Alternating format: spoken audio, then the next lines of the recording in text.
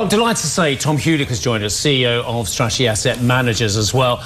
Tom, lovely to see you, and looking very dapper despite the fact that a well-known British Airlines group, actually I've just said it, British Airways, have lost your kit, but you managed to buy some nice stuff instead. So thank you. Lovely to see you.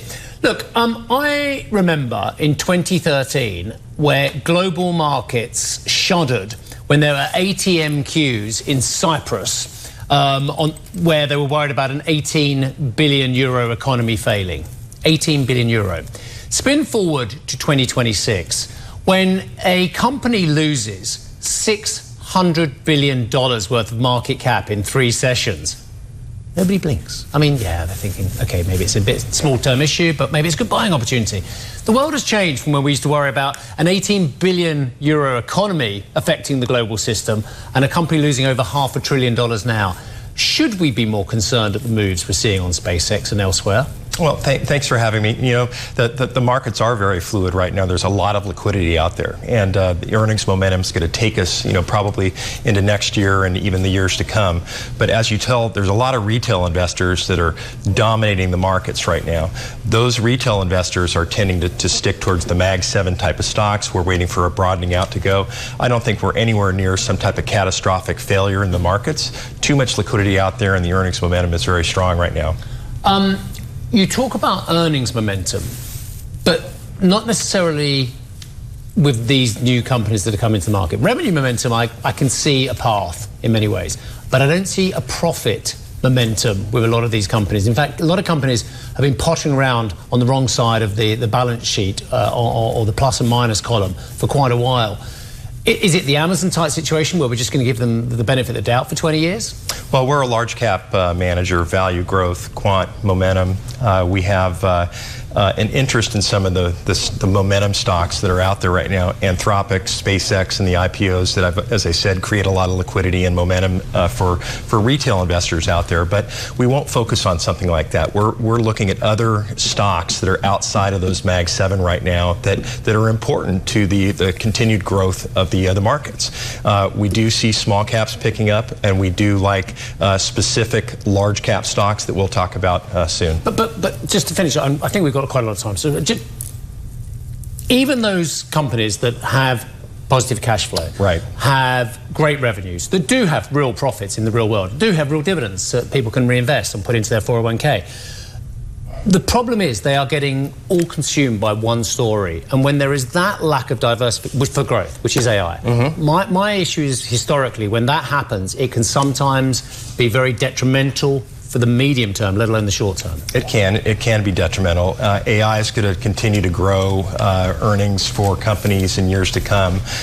When you have a capital expenditure into the trillions of dollars, it can throw valuations a little stratospheric for companies like SpaceX or even Anthropic. But who's to say what's going to change the world with some of these companies and how they can do going forward. The question we're asking today, though, is do we need more and more compute because we're relying on large language models? And the conversation that Microsoft has raised with a megaphone, as pointed out, we're all having the conversations at every tech conference, that there are other ways to build the technology. It doesn't have to just be a large language model. There are cheaper ways to do this, but the market is not concentrated on it, and that's not how American tech has been rolling out to date.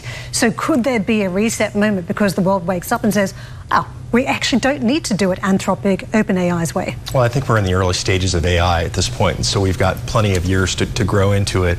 To answer the question directly about how speed is going to determine to create less of a commoditization in the AI space, we look at the AI companies like Anthropic, Claude, ChatGPT, et cetera, as really a commodity at this point.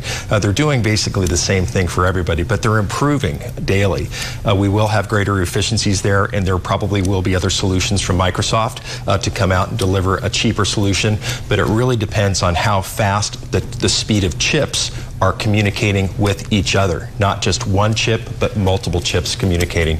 It's a very interesting story. It's the ecosystem. I want to get to the memory side of the market, because yesterday, as we talk about a sell-off today in Asia, the round-hill memory ETF, DRAM, gained 5.25% yesterday, the third positive session in a row, a fresh all-time high.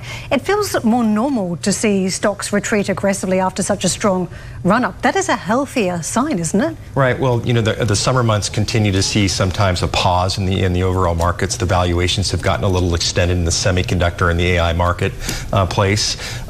We think it's important to kind of focus on the long term for investors. If you have a run-up in the semiconductors or the AI space, maybe there is a time to enter into these positions if they pull back a little bit.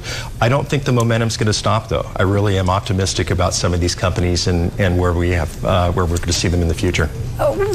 Well, some of us get the idea of memory. I mean, if you think about our own brain capacity, sure, that's what we're now building out. These grey cells that we have, we're trying to build out or replicate that in machines, because they won't be able to conduct these AI searches without having suitable memory. Otherwise, you have to keep going back to scratch to start every single sort of AI prompt or every single AI search from scratch. You need to have memory built into the system. So it does suggest a long runway. But at what price would you be buying? Because it feels as though others are going to crowd into the space, and what has been a very cyclical industry in the past is going to be a very cyclical industry perhaps in future because of capacity, not the demand side.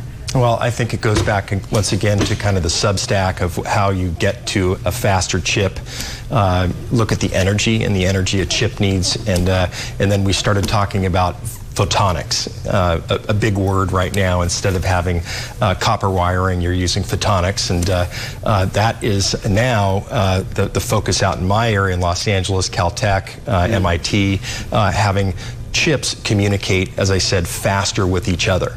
And the memory that goes into the chip capacity will then fuel a greater innovation in the way that we can speed things up for large language models, to robotics, to even defense systems, cybersecurity. There are all sorts of things that are going to benefit from this and the advancements.